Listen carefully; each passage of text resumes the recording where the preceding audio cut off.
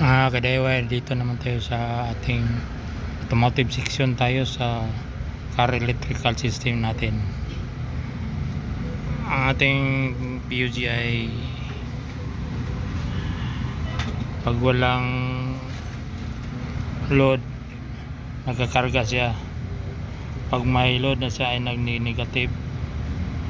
Ano kaya ang problema nito?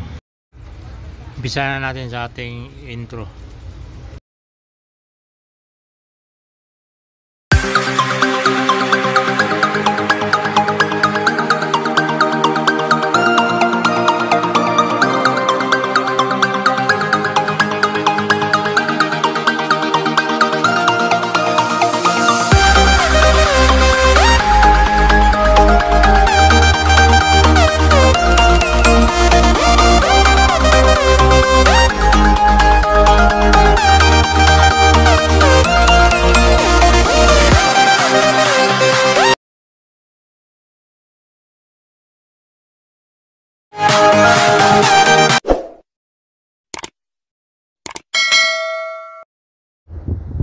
Hello mga ka-DIY ka-technician, kumusta na kayo? Nandito na naman tayo sa ating channel. Huwag kalimutang mag-subscribe, yan lang ang hinihingi natin. Maligaya na ko dyan na makitang may nagsubaybay sa ating channel. Gusto nating ma-record at ma-share natin sa gustong mag-DIY para makatipid at patunayang kaya din natin ang kaya ng iba. Sana ma-improve pa natin ang ating channel sa pag-subscribe nyo. Huwag kalimutan Poitec DIY tutorial. Salamat! Hello mga ka-DIY, dito naman tayo sa ating automotive electrical system. Ang problema nito sa ating PUG ay nagkakarga siya pero pag may load na tulad ng headlight, park light, magni-negative na siya, undercharging na siya.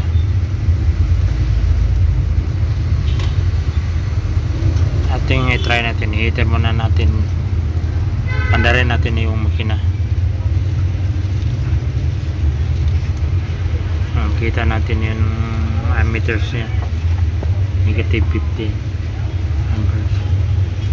Mag-count lang tayo ng 20. Start natin.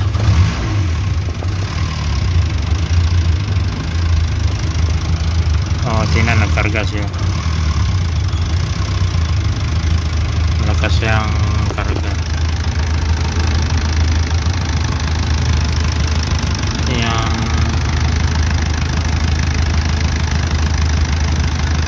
pan niya sa radiator.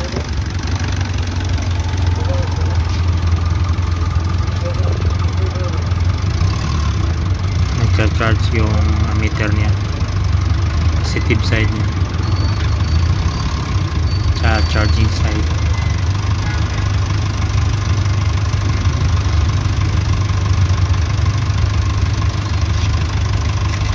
Try natin ng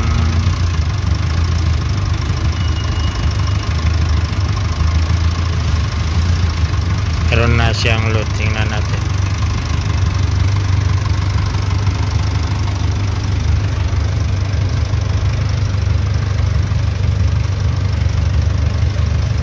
Ito yung ating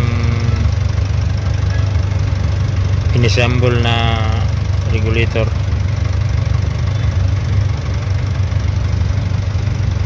External regulator. Okay pa rin siya hanggang ngayon. Yung 35.5 na dalawang regulator natin para hindi uminit.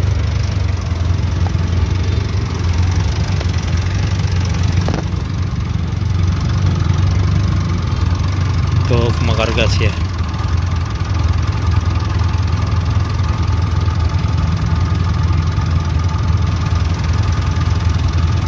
Lagyan natin load. So, ito kanyang lights, park light.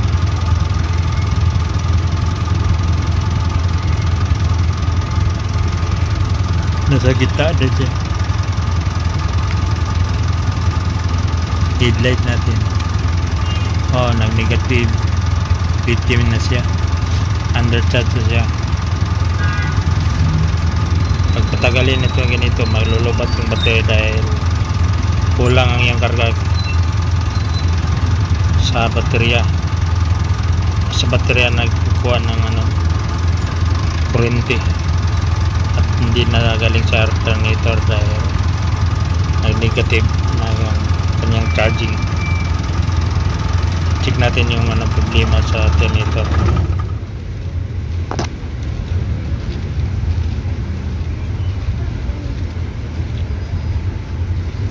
Ikutin natin yung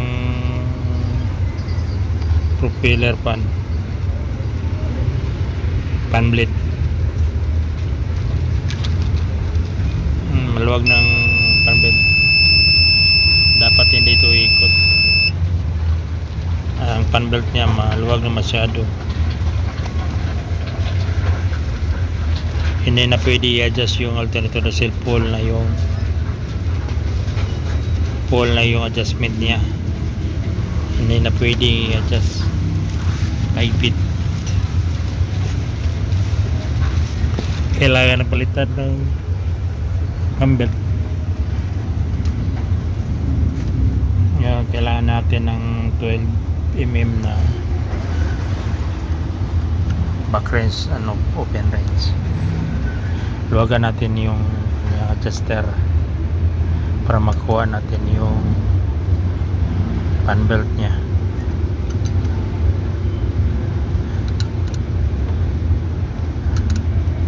Isang kamay lang gamit na yun dahil ang isang kamay naghawak ng kamera, wala tayong cameraman.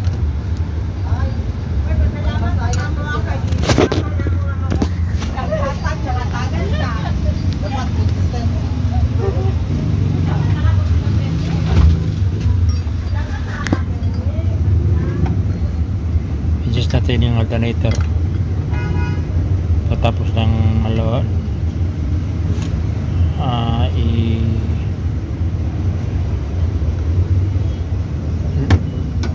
lumuwag yung kanyang nut,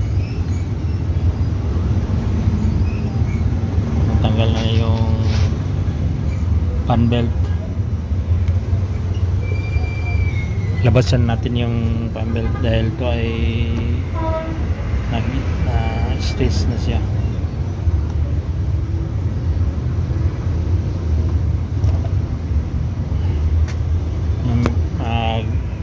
Lumipis na yung kanyang fan belt sa gilid at tumaba siya.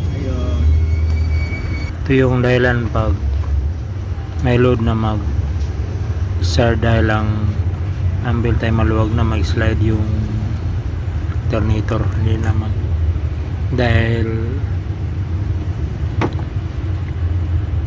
pag mayroong load na yung alternator ay mahirap na ikutin din, mag-slide yung fan belt. Kaya palitan natin ng bagong fan belt dahil hindi na ma-adjust yung adjuster ng alternator. Ito yung bago.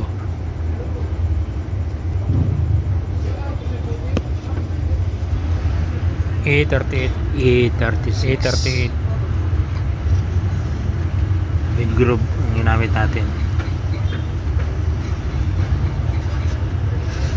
dahil yung pulley ng alternator ay malaki. B pulley ng ating alternator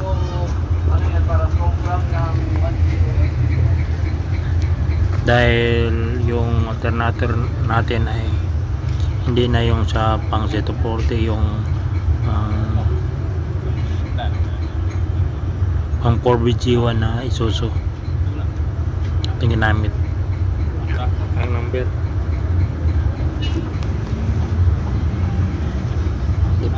natin pinalitan ng kanyang pulley sa alternator. Malaki ang pulley ng alternator nitong BG1 at yung sa Z240 ay maliit. Sa BG1B yung dapat gamitin na pag umaning fan belt. Sibog na. Siguro dikit pa. Dito na sa na.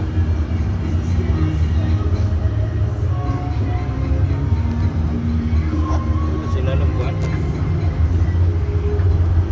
Ito ano? Sila lang buwan sir. Buwan ka ng compressor. Ito mga ka-DIY ito ay lalam. Hindi ka na sa na. Mana na patuyok. Kan ibabaw simple lang ang ating pump. Water pump. Install ng pump belt. Tawagan lang yung nut ng alternator at saka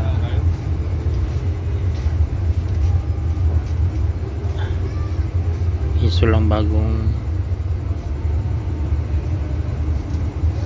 fan belt. Mahirap to dahil isang kamay lang ginagamit natin.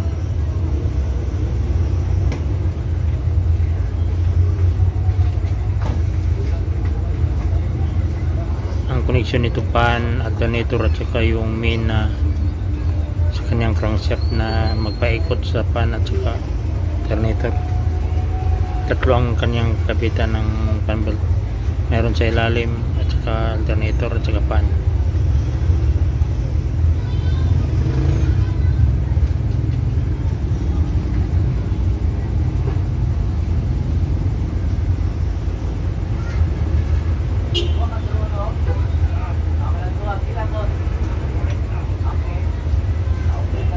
Kailangan pag may saksikan kayo, kailangan may kunting trouble, marunong kayo.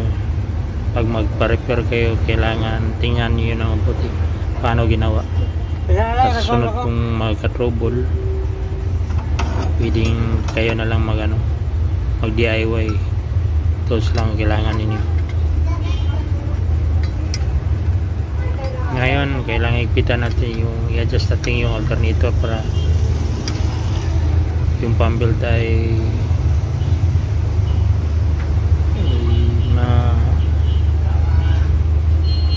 adjust natin sa maximum niya na higpit, hindi mag-slide lang yung alternator o ay pump belt. Tapos mo nang mahigpitan yung adjust yung fan belt, yung bolt na lock higpitan mo din para hindi na move on, mag-move yung alternator.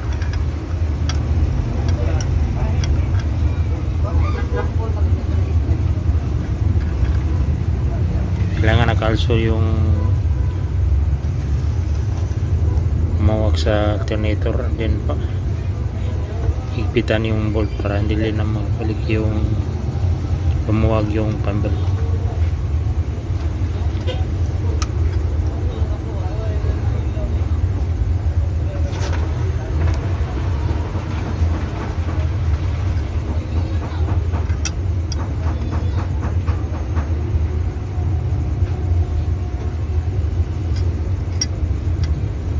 Sana katong mga nanood na hindi pa nakasubscribe na kayo para may gana tayong magumapa ng mga video na mayroon tayong mga subscriber na masiran na sa ating mga DIY natin araw-araw.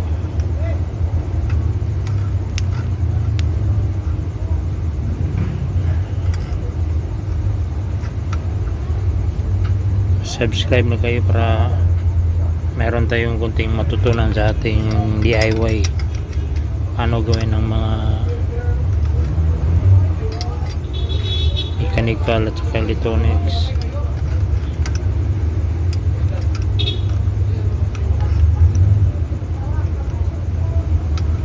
Kung kaya man natin, isiran natin ating mga DIY, i-record natin pag susunod na mayroong trouble, madali lang ating pag record natin yung size ng pump belt.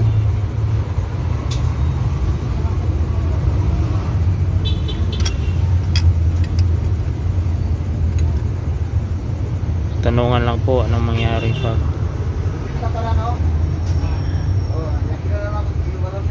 malakas ang karga pag mayroon ng load, bumaba yung charging mag negative.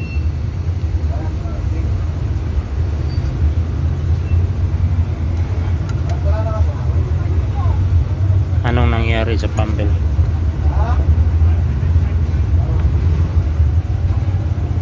Mag-comment na lang po sa baba yung mga nanonood sa atin.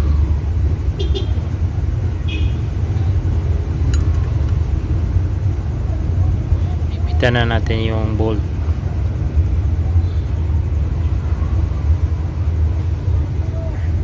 Adjuster niya.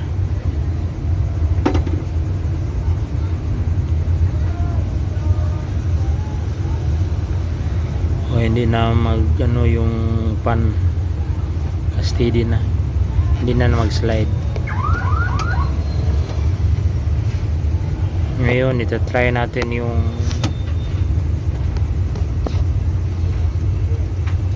andaran yung engine. Nakita natin yung amperes, pero yung guide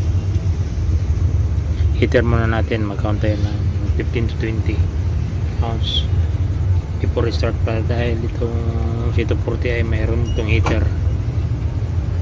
Pag malamig yung kinakailangan heater bago para madali lang mandar. Start natin negative yung ano, o kung makarga na yung amperahe niya sa positive side yung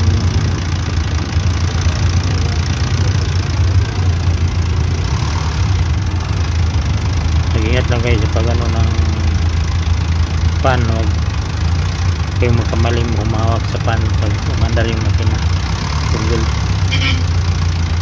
ka injury kayo. Ano bantayan nyo pag nakaandar yung makina, limutan mo hawakan yung ano, injury yung kamay nyo. O kung makarga na yung alternator, amperes niya sa right side yung sa front view.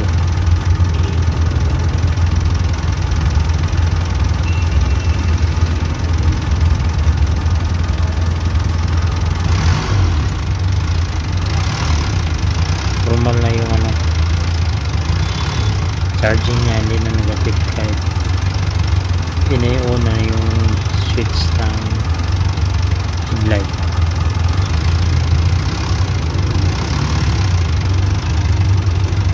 Okay na yung charging.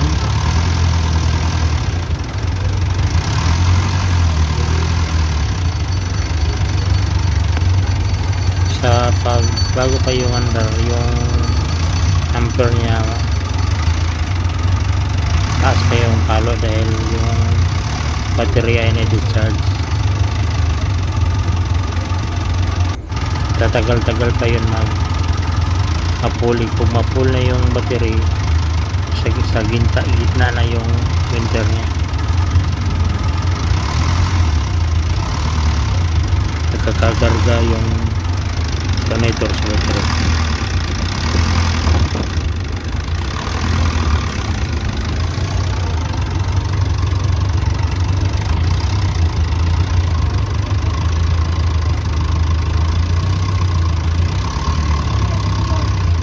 Gagawin pa natin yung dahil mga ilang araw pa natin itong ginagamit na nag-gitip.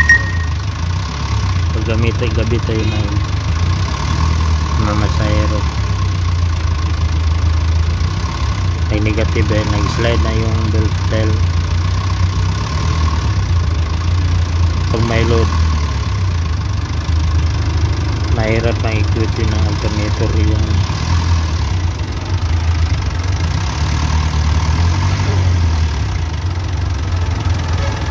pump belt nag-slide.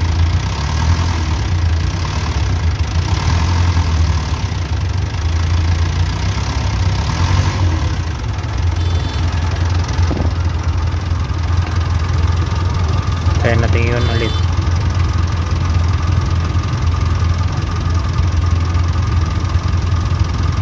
Kaya merong attack park